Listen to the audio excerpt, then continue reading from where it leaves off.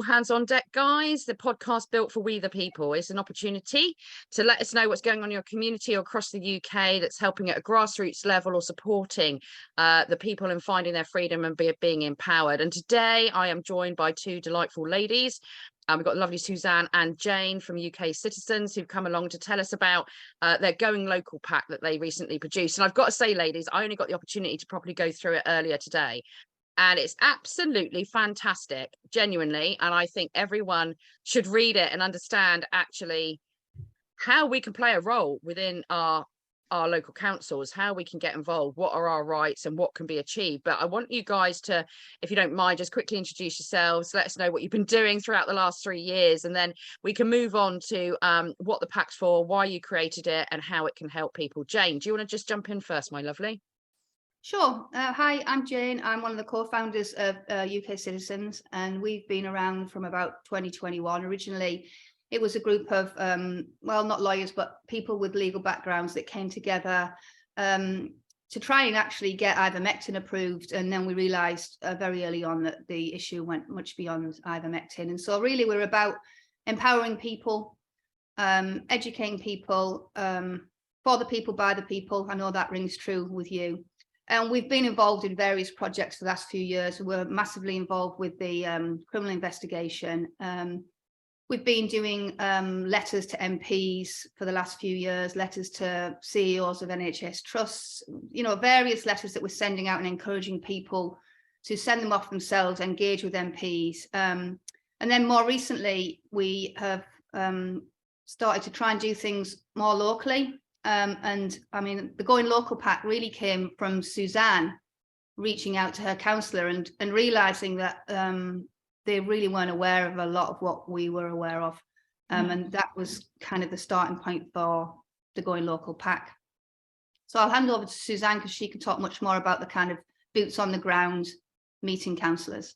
Yeah, okay. Well, I'm Suzanne. I got involved with UK Citizen in December 2021 when there was a call to action to gather some email addresses of local authorities, and that's how it sort of started. And then just got more involved as things changed, the battles change. We've just adapted as we've gone along, tried different things, had people in regional groups and what have you, and then we've sort of honed in on having project groups.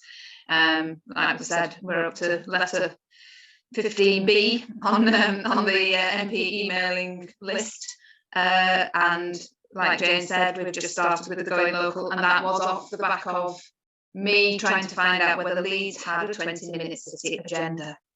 It's not easy to find out, but they do. And yeah, so it was trying to empower people. I didn't know anything about anything in relation to the councils before we started, so it was really just about if I didn't know, you know, I might as well share what I've now gained, and that's how we decided to go on this path. And I think we were already, Suzanne and I were already very much focused on.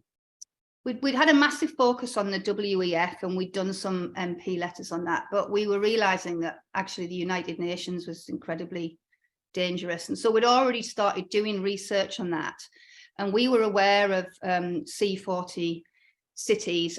I live in Los Angeles, but we were aware of C40 cities, but we were pretty confident. Nobody here, never. In fact, today I saw on Instagram somebody's finally realised that Los Angeles is a C40 city. It's the first time I've seen anything here on any kind of social media, and London is a C40 city. So we'd already done a lot of the work. And it was Suzanne realising that her councillors just weren't aware of this at all. No. So we felt we had at least some information that we could supply people, and we focused on the climate crisis because we felt that people would be able to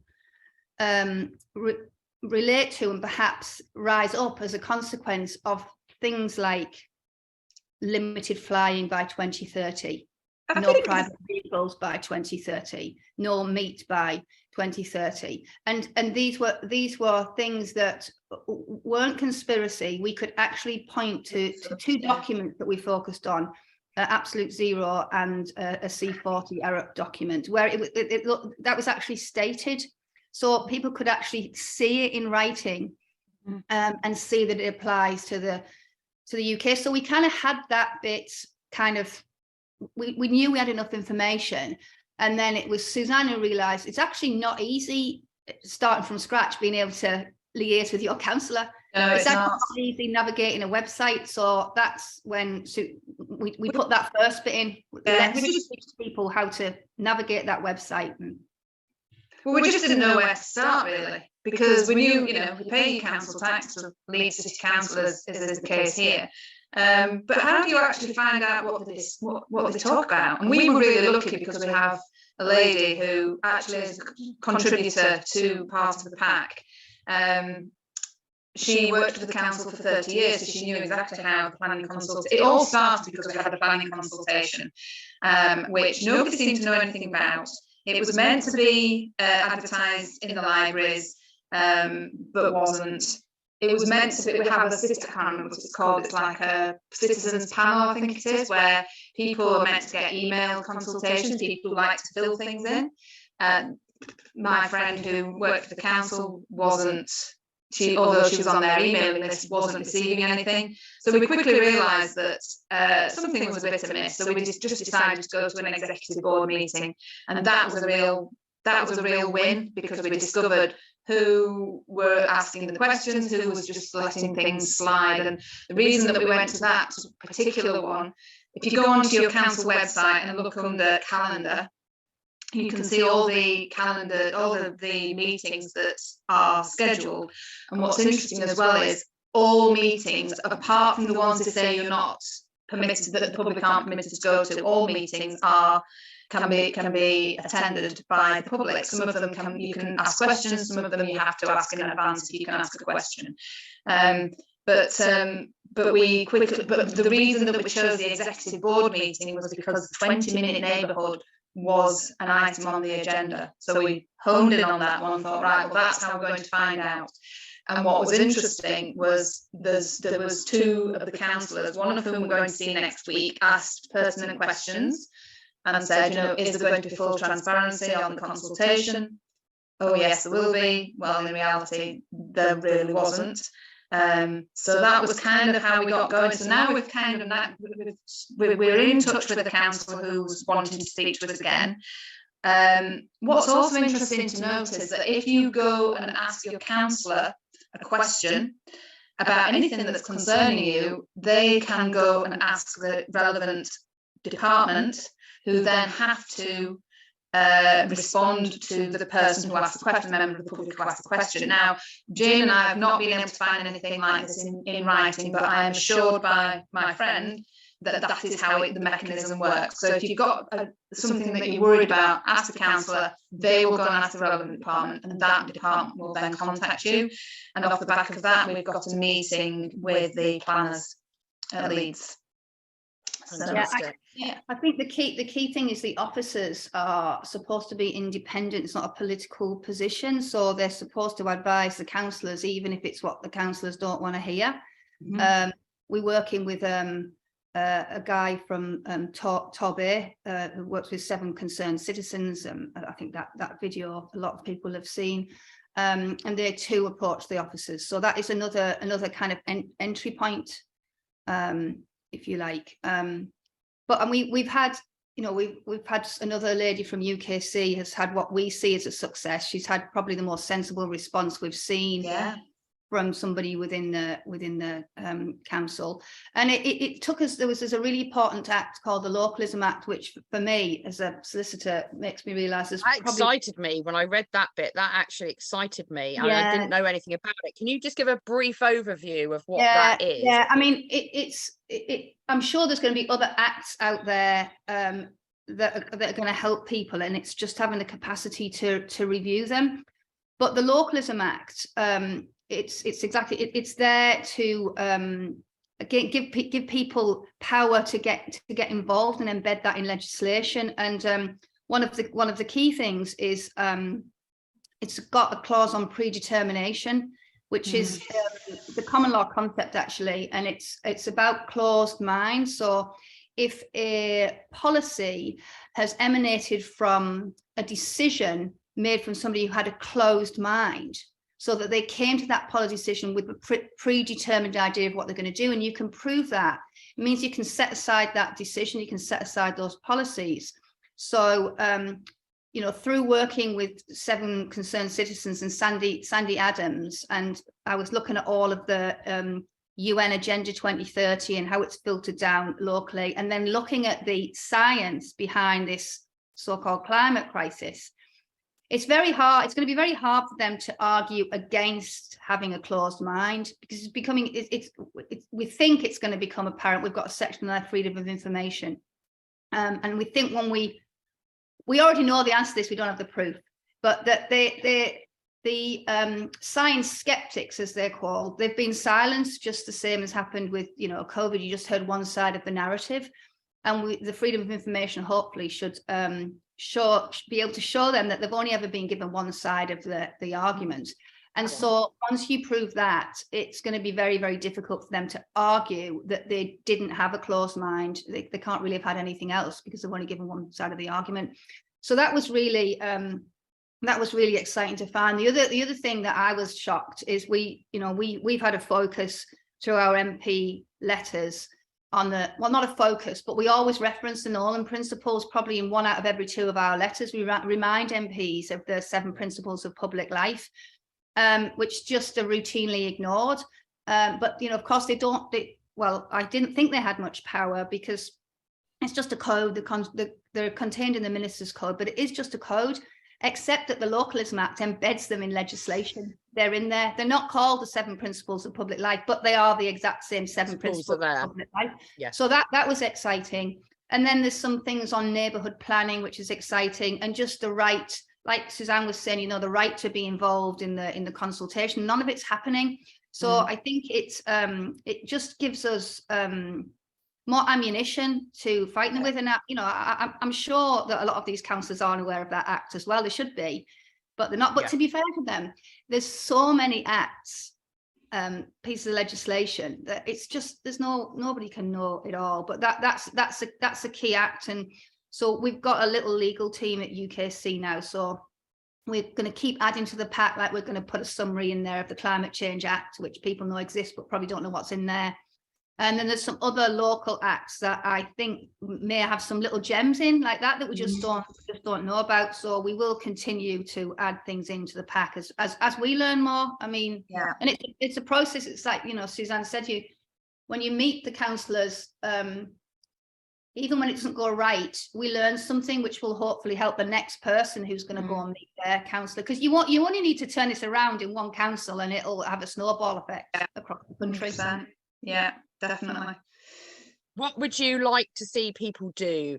Because the pack's there. For a lot of people, they'd be a little bit anxious, a little bit apprehensive about stepping forward. But my answer always is take a buddy, go together, and you know, you feel a bit braver. But is this really to encourage people to get more involved at that level and have their voice heard and understand what's taking place there? Because I think this pack is just incredible. Like I say, I went through it today and I was like, wow. I knew you guys pulled good work out the bag, but this is incredible. And Suzanne, if you could just give examples, because somebody might read the pack and go, well, how do I use this? Where do I go first? What do I do? What would you suggest, Suzanne? Well, I think first of all, familiarise yourself. Jane's done a brilliant job at summarising the key information, the key legislation that you just, I mean, if I was starting at the very beginning, understand section 1, because that's got, you know, the how to, the basic stuff that you need to get going. The first thing I would do is go onto your council website, in the search box, type in calendar, and have a look for things like community committee meetings, executive board meeting, cabinet meeting, or full council meeting. There'll be something similar depending on what type of council it is. So it might not be a community committee meeting, it might be something else. Basically, that's a bit like your local parish. It's in Leeds, it's three or four wards that work together as a community. So that was really interesting to go along to. I went to a couple. First of all, because you're allowed to ask questions, and you can turn up on the night and ask Clark, can I ask a question? And it is minuted. And if they can't answer the question on the night, they will get back to you. So that means that everybody in that and what also is included there are some of the officers. So if they're speaking, I've been to one where the transport guy was speaking, and one where the waste management team was speaking. It was just interesting that the officers are there as well. So they're really good if you've got a question that you want to ask. The executive board meeting is the executive, so they're the people, they're the decision makers. Again, includes people like the local police as well, the leader of the council, all sorts of different people to there. And that was the first one we went to, and just to demystify what actually goes on, because all these things happen for years and years. Have happened behind closed doors. So to suddenly have a few people turn up, I think the councillors must be thinking, this is a bit interesting. People, they want people to pay attention, because if you think about it, if you're a councillor and you've got some worries, there's nothing you can do unless somebody comes along from the public and says, I've got some worries, and they think, oh, well, actually, they're similar worries to the worries I've got. And then it legitimately means then they can go and ask the right questions. I hope that was nobody at the door. So the first thing, Google in your search box, in your calendar, just type in calendar in the search box and go along to a meeting. And that was a really good way to get started, just completely demystifying the whole thing. And then we've said to people as well, you can just, if you go to your first meeting, you don't feel confident, just listen. You don't have to. Yeah, you don't have to ask a question. Yeah, just go and see what happens. I mean, I remember Suzanne coming out of her first one and saying, these are just normal people as well. It's they're not. I think when you get there, they're not particularly intimidating. I would say also familiarise yourself with the Constitution. It should be really easy to find. It's sometimes not. Like, for example, Suzanne's Leeds is not easy to find, and when you do find it, it's not intuitive, and it's really inconvenient to read it, which is bang out of order. But find your Constitution, because that will help you understand the rights that you've got. Even if you just familiarise yourself with the summary that we've done of the Localism Act, that's great to start with, because we pulled out the key points there.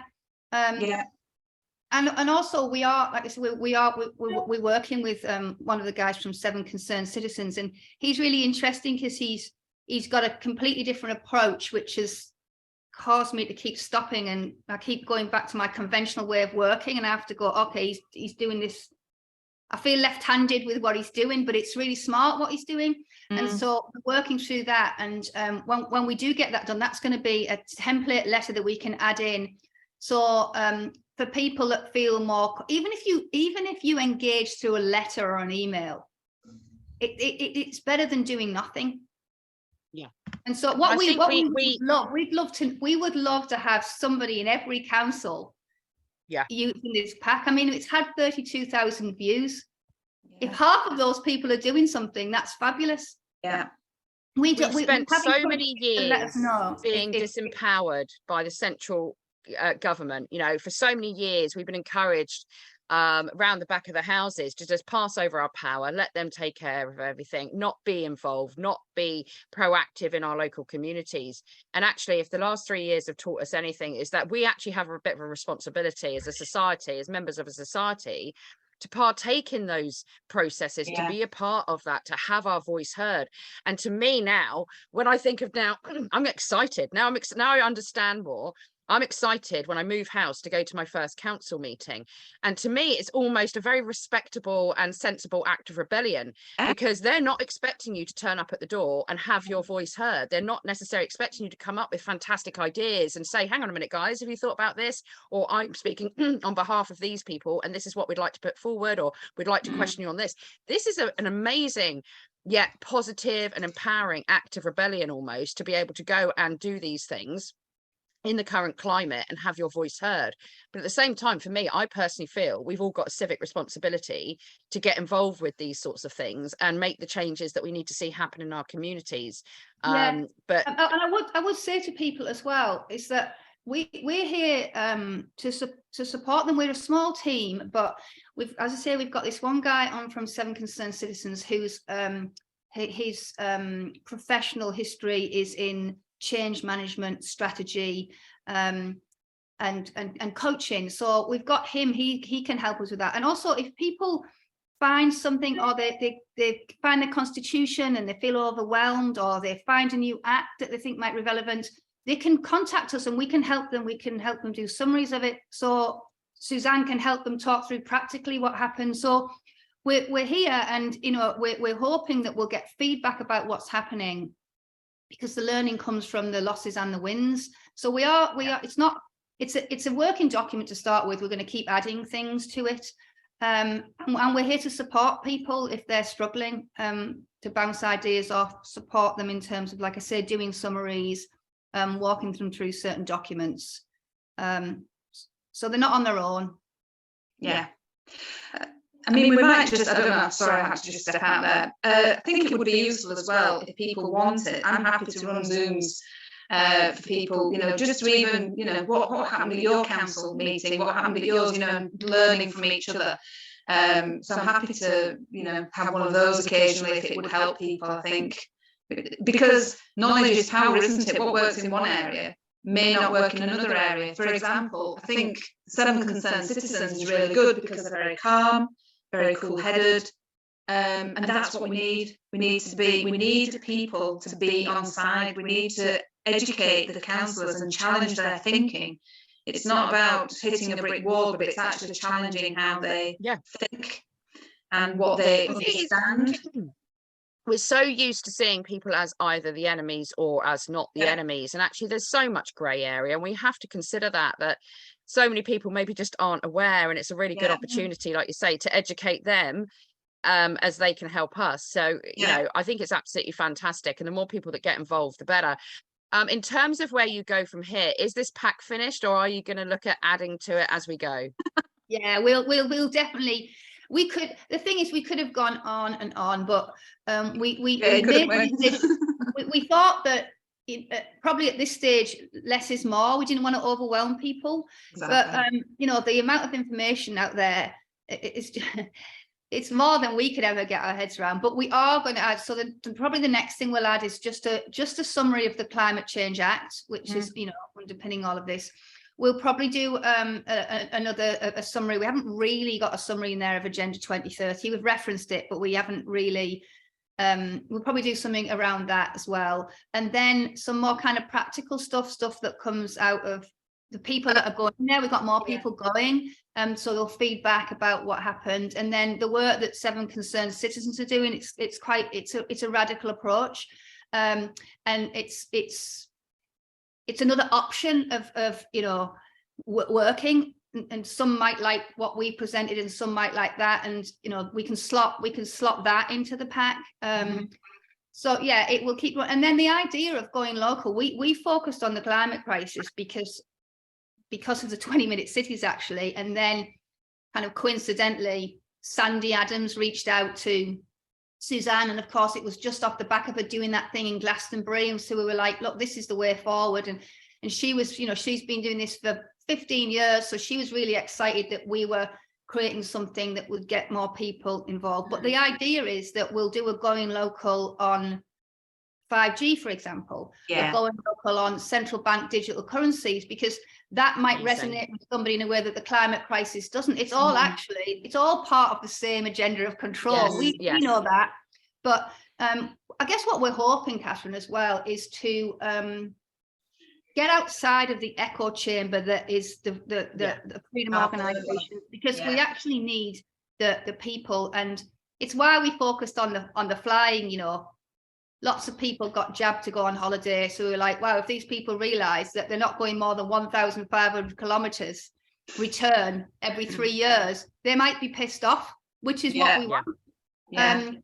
So yeah, we'll create more packs as well, in the hope that we can attract and they're probably our next 2, 5G and central bank digital currency. So it's ongoing. It's all part. I think what's quite good, and I think what people have liked about it, is just pull it off the shelf, have a read, and it's a quick start, isn't it? It's like when you've got your new television and you just want the quick start guide. You don't want to be reading through the manual, you want the quick start version. So, and the great thing about it is the front end that was Suzanne and this other lady that helped about how to engage with them. how to navigate the website. The Constitution, that doesn't change. The subject matter doesn't change. That's the same. Okay, when you look on the calendar, you might be not looking for 20-minute cities. You might be looking for the digital pound or whatever.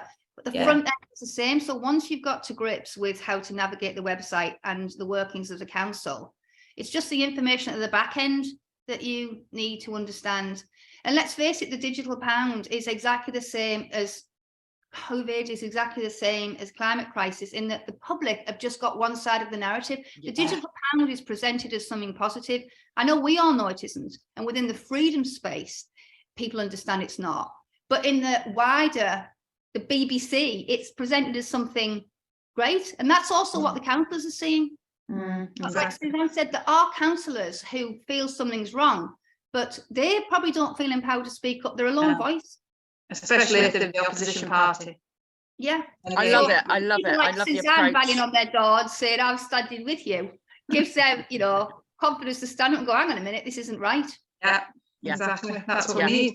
Yeah, it's about cool. And this is such a great way of doing it and using our energy. I think this is absolutely smart way to do it. That, like you said, if you can go into your council, and if anyone's got the confidence to stand up and give a talk like that lady in Glastonbury did, I mean, that was absolutely fantastic. Can you imagine how things would start shifting if every council had somebody come along and stand up very politely, very respectfully, and bring the knowledge, bring the evidence to the table? And then what might start you can happening see a lot of those people.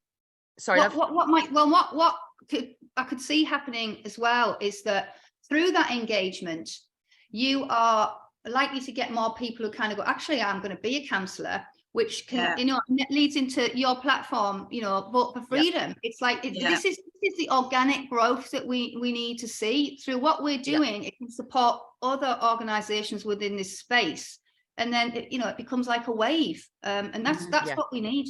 Every councillor who's standing for election should have a look through that pack. Every single one. So we're also thinking about, we're working on it now, actually. It's like, who else should we be getting this pack to? So, for example, butchers, for example, we found some associations of butchers. Do you think they're going to be very happy that there's supposed to be no meat in the not too distant future? Are they aware of this? The construction industry, the aviation industry, the retail industry, 3 new items of clothing by a date not too far in the future.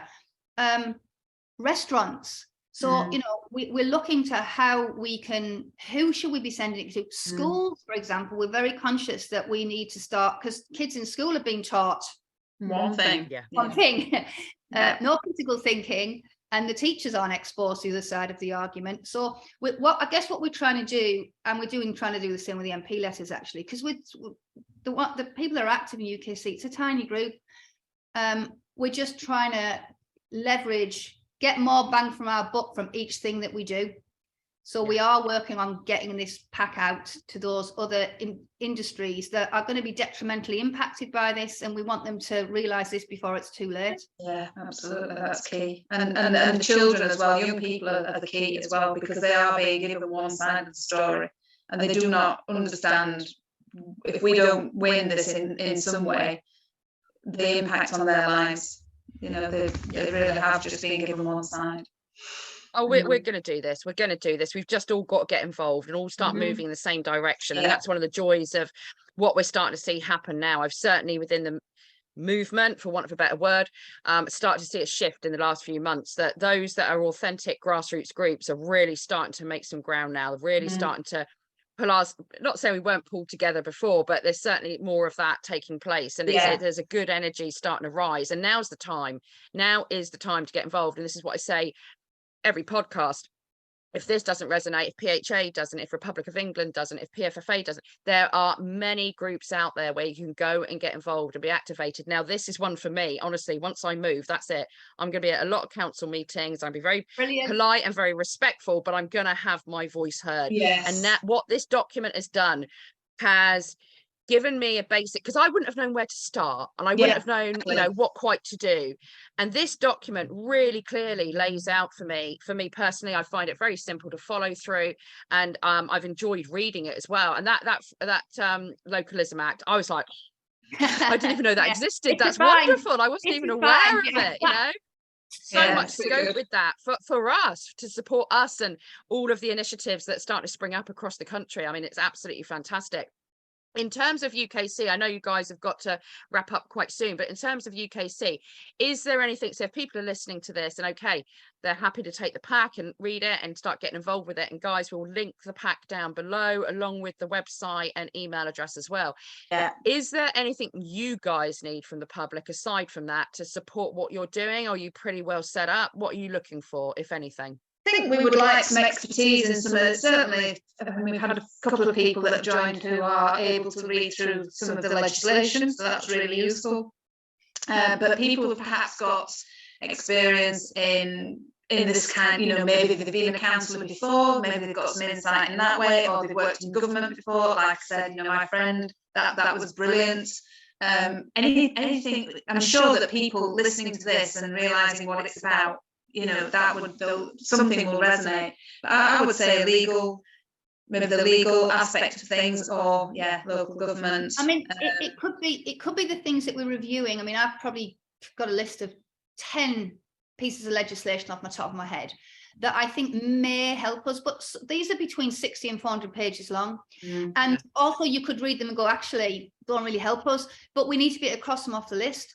And so you need people to do that. The more people you've got, the more you can get through.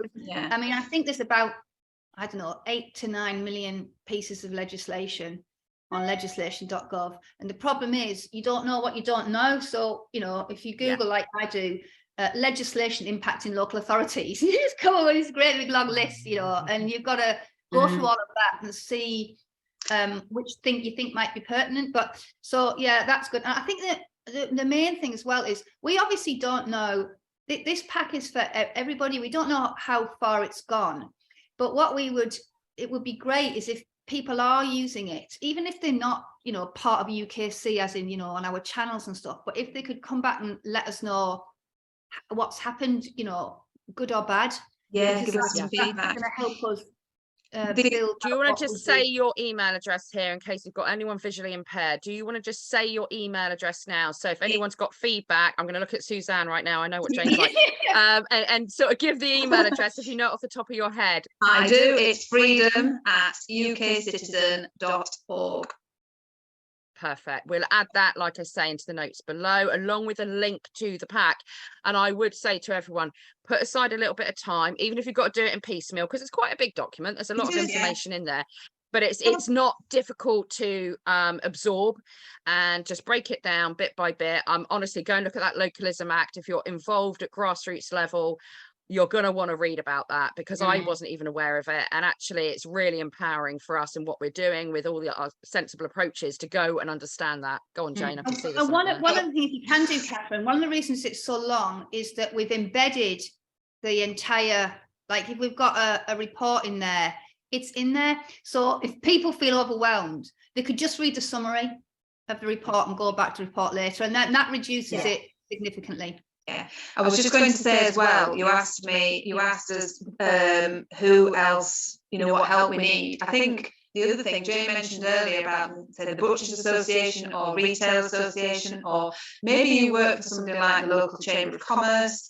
and you're listening to this, or you've come across it and you want to know because what we'd like to do is, as Jane was saying, is get as much out of this as we possibly can. So you've got the body of it, but the beginning part, the first section, if somebody thinks, well, I'd like to do that for my retail group, they might be able to write something that's pertinent to that particular part of industry, or if you're a butcher or whatever you are. So anybody who's thinking I could turn this into something that would benefit the area that I work in, then again, that would be great. So definitely get in touch. And if all of the above is beyond, you're not in a position to do that or anything else, share it. Share this pack everywhere. Print it off if you're have the ability to do so, and share it out with your friends, your family. Just get it out there. It's an absolutely incredible document, and I knew it'd be good because I knew you guys were involved, but it wasn't till I was reading it I was like, this is incredible. And like I say, it's given me the confidence now to know exactly what I can do, how I approach that, and what my rights are within doing that as well. Your council better watch out. Yeah, they will. I'm literally gonna have a list. But I think for all of us to engage at that level in a very respectful, politeful manner, for all of us to engage at that level, actually there's a bit of a responsibility there. And if you're able to, I'd encourage everyone to, because this is how change happens. This is how we shift things. This is how we gain back our control and our power without it having to be a big nasty struggle. And also it's a very humanity based approach, because we see a lot of negativity out there and there's a lot of people feeling very frustrated and angry and so forth, and I get all that, but actually what we've got to remember is there's other human beings at the end, and they've probably been blindsided by, you know, whatever's been thrown at them. 100%, And actually let's just connect on a human level and not be attacking, but say, are you aware? Did you know? Can I put this information in front of you? What can we talk about here? How can we deal with this? You know, and actually start a bit of unity, start bringing people together to talk. And you know, that's how you open up the eyes, isn't it? So ladies, it's been, as always with you guys, it's been an absolute pleasure. Thank you so much for coming along. Thank you for having us. We will.